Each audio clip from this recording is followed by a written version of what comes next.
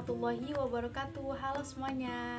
Perkenalkan, nama saya Nawia Nabila. Saya dari kelas 52 Fakultas Ilmu Pendidikan, Program Studi Pendidikan Guru Sekolah Dasar di Universitas Bhayangkara Jakarta.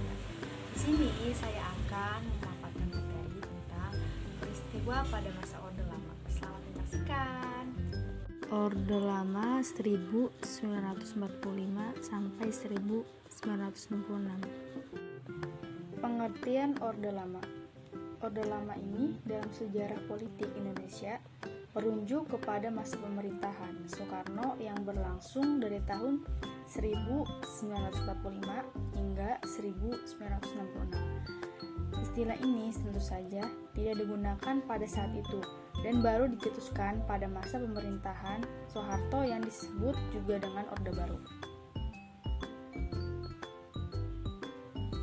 Sistem ekonomi liberal di Indonesia ini menggunakan sistem pemerintahan parlementer.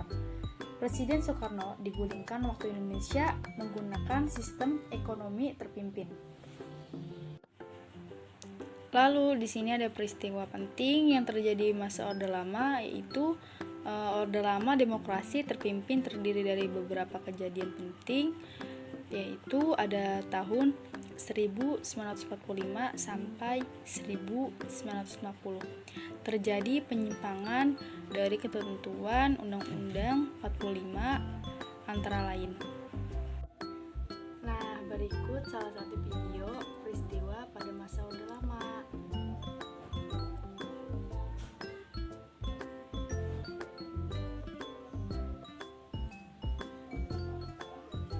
Yang pertama itu ada berubah fungsi Komite Nasional Indonesia Pusat dari pembantu presiden menjadi badan yang diserahi kekuasaan legislatif dan ikut menetapkan GBHN yang merupakan wewenang MPR.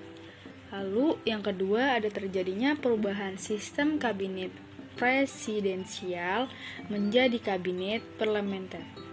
Nah, selanjutnya pada tahun 1945 sampai 1950 ini terjadi perubahan sistem pemerintahan dari presidentil menjadi parlemen, di mana dalam sistem pemerintahan presidentil ini presiden memiliki fungsi ganda, yaitu sebagai pada eksekutif yang menangkap sekaligus sebagai badan legislatif.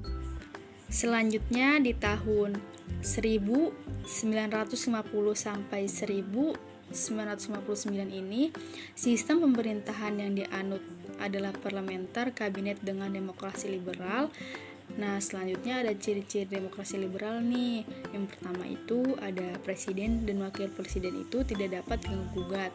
Nah, selanjutnya yang kedua, menteri bertanggung jawab atas kebijakan pemerintahan. Yang ketiga itu ada presiden berhak membubarkan DPR.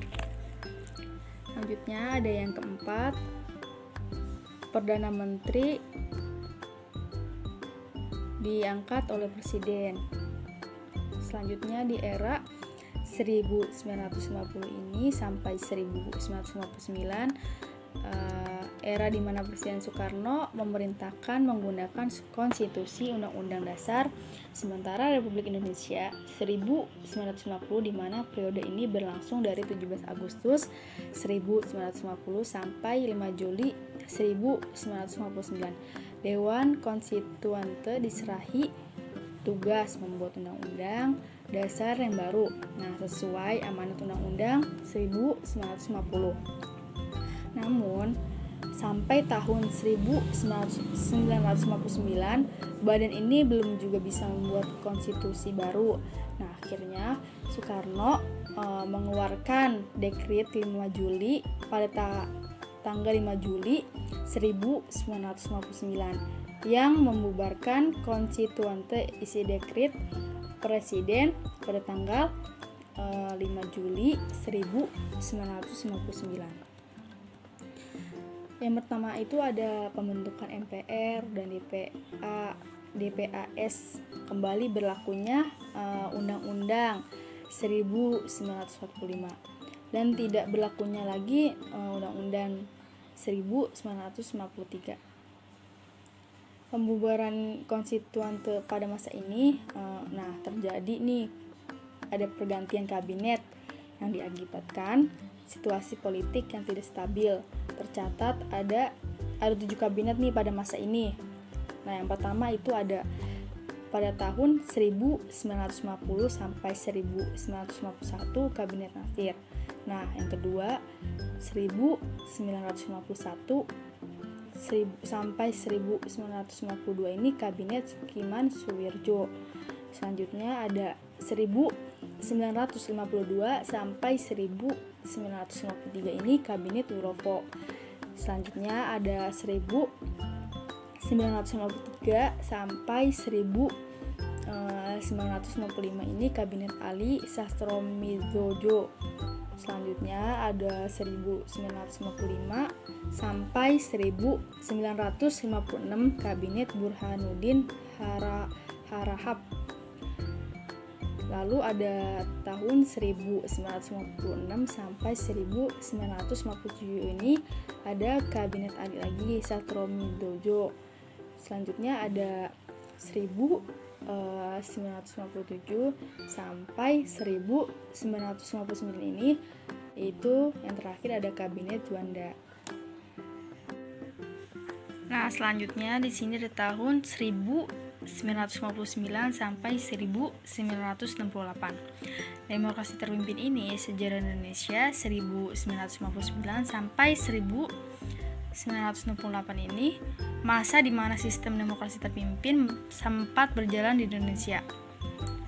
Demokrasi terpimpin adalah sebuah sistem demokrasi di mana seluruh keputusan serta pemikiran berpusat pada pemimpin negara, yaitu Presiden Soekarno. Konsep sistem demokrasi terpimpin pertama kali yang diumumkan oleh Presiden Soekarno nih dalam pembukaan sidang konstituante pada tanggal 10 November 1956.